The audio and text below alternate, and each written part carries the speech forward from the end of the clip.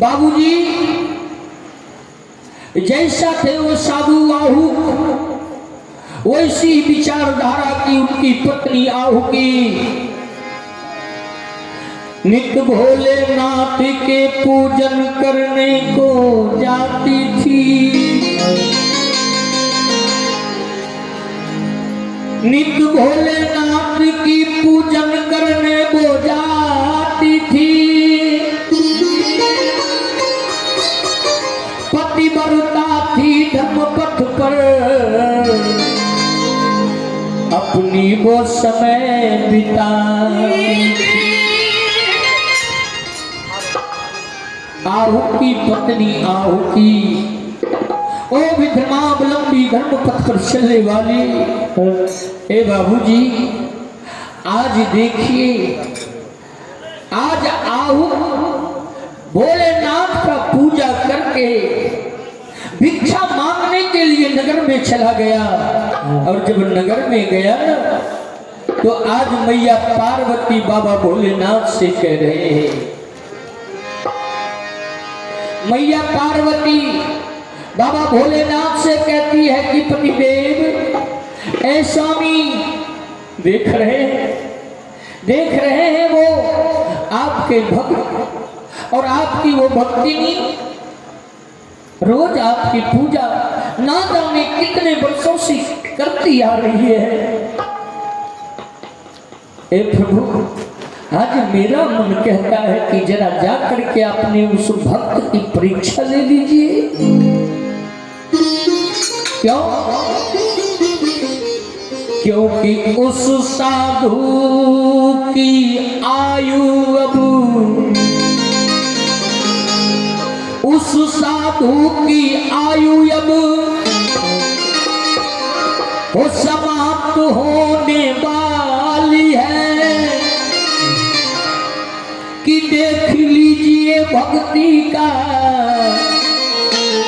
अरे कितना दर्द निराली है। स्वामी कल वो साधु मर जाएंगे।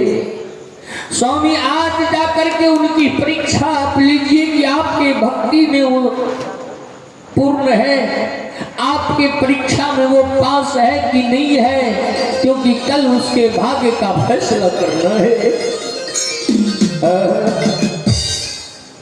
भगवान तो भोलेनाथ है ना।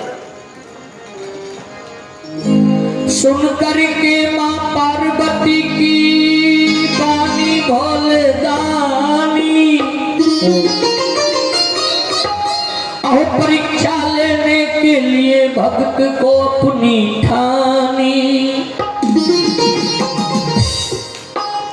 तो भोला बाबा क्या करते हैं, अपना असली रूप को छोड़ करके एक जर्जर वृद्ध का वेश बना लिया, अवस्था बना लिया।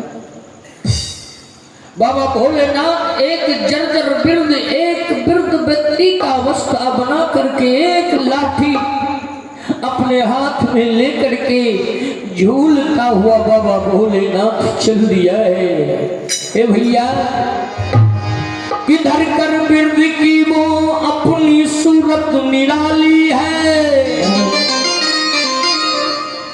कि देखिए भक्ति की परीक्षा आज शंकर जी लेने वाले हैं। आ गए आहुक के कुटिया के सामने वो जब गिरा पछात खा करके और रोने लगे तब।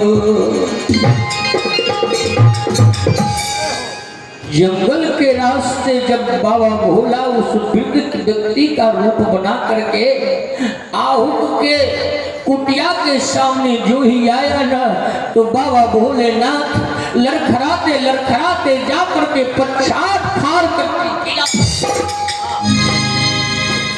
आज देखिए सारे कामों से निर्मित हो करके आहुक की पति और आहुक की पत्नी आहुति अपनी कुटिया में बैठ करके अपने पतिदेव की इंतजार कर रहे हैं कि कब मेरे पतिदेव भिक्षा मांग करके लाएंगे और मैं उस भिक्षा को भोजन बना करके अपने पति को खिला करके खुद पान करके और रात बिताऊंगी। आहू की कुटिया में बैठी थी, धड़ाम की आवाज जो सुनी,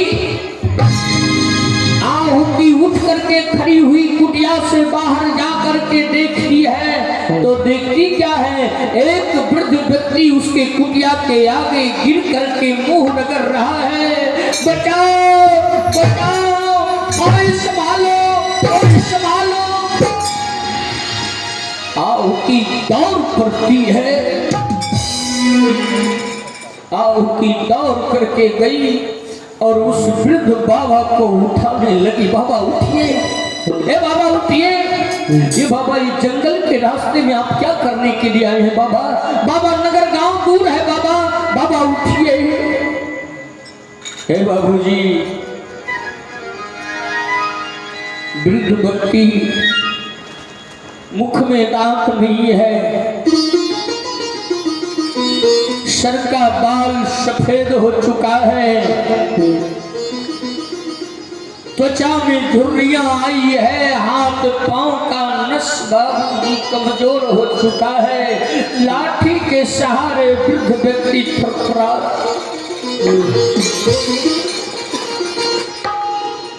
थरथराते वो वृद्ध व्यक्ति कहे कि बेटी, ए बेटी, अब मुझसे चला नहीं जा रहा है बेटी, ए बेटी, मुझे कहीं आसन लगा करके मुझे बैठा दो बेटी, मुझे बैठा दे बेटी। आओ की क्या करती है, कहती है कि बाबा, ए बाबा,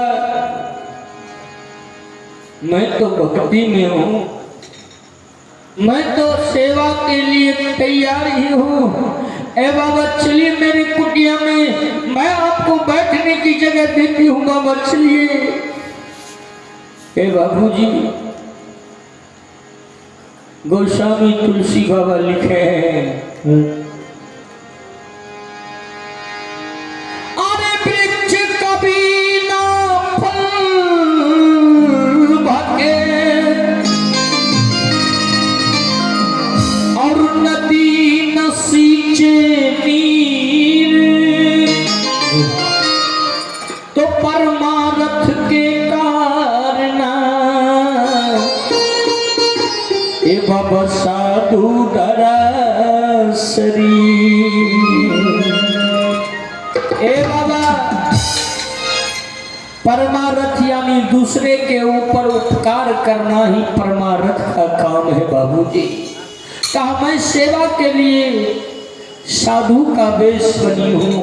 ए बाबा, मेरे पतिदेव भी साधु हैं, भगवान के अनन्य भक्त हैं। ए बाबा चलिए मैं अपनी कुटिया में आपको जगह देती हूँ। आओ कि उस वृद्ध व्यक्ति को ले जा करके जिस चटाई पर आहुति बैठती थी, सोती थी, उसी चटाई पर बाबा को बैठा देती है। आगे देखिए बाबा, संध्या के समय वह साधु आहुक नाम का साधु भिक्षा मांग करके मस्ती में गाता आ रहा है। वह साधु भजन गाता हुआ आ रहा है कि कुछ लेना देना मगन रहना, कुछ लेना देना मगन रहना,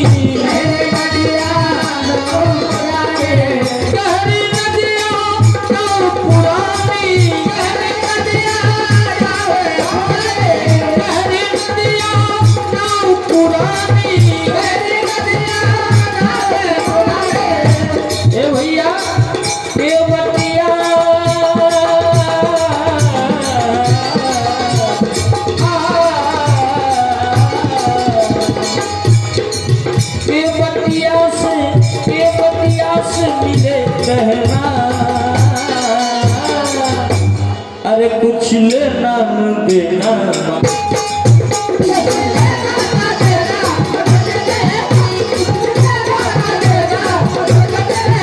कुछ लेना न देना बदलना है कुछ लेना न देना बदलना है कुछ लेना न देना बदलना है। झूमता हुआ वह साधु आहू